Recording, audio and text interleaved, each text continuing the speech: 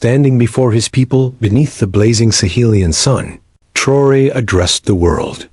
His first point struck directly at the so-called gold oil axis. For centuries, he said, Africa's gold has filled Western vaults.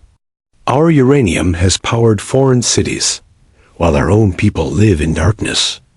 And now, when we choose to trade freely, we are called a threat. That is hypocrisy. His words cut deep, resonating across airwaves from Dakar to Dar es Salaam. Second, he addressed the Afro. No nation can stand tall while its money is printed in another country's treasury, he declared. The Afro is not a weapon.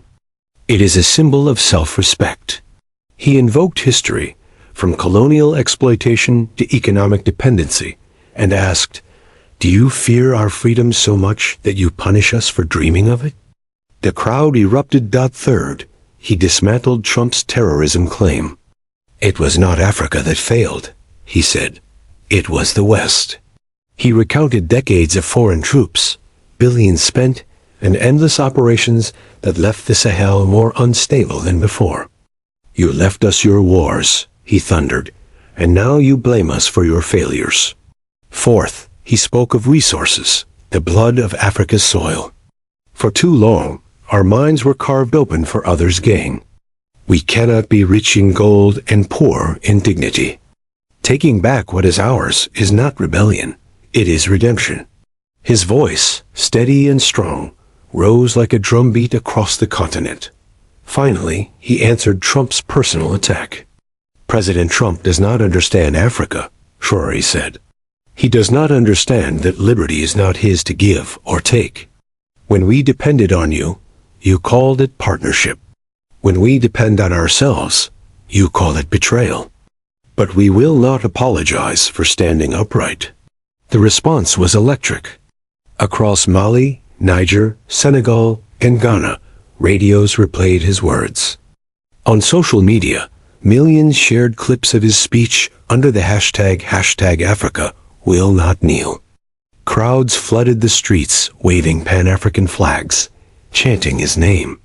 Traore is our voice. Read the banners in Ouagadougou's Independence Square. The Sahel will not submit. Soon, governments joined the chorus. The leaders of Mali and Niger stood beside Traore, announcing a new declaration. We have endured centuries of poverty, yet we remain standing. No sanctions can break the will of the Sahel.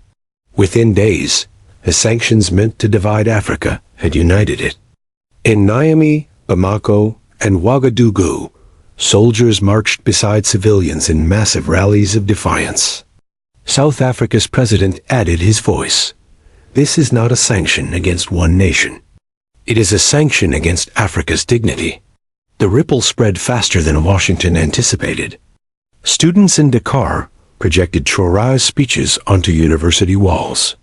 In Lagos, radio stations played them between songs. In Nairobi, market vendors quoted his words as they worked. The phrase, "Africa will not submit," appeared in graffiti and digital banners alike.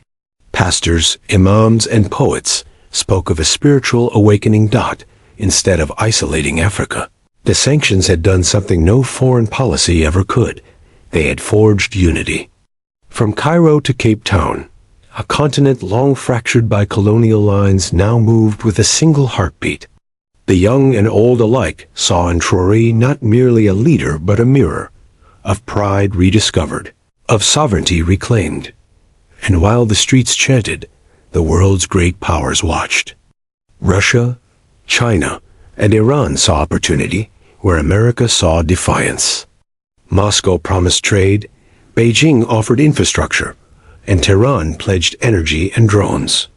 The Sahel, once dismissed as barren land, had become the front line of a new global struggle. What began as sanctions was turning into something far larger, the birth of a movement that would soon reshape the world order itself.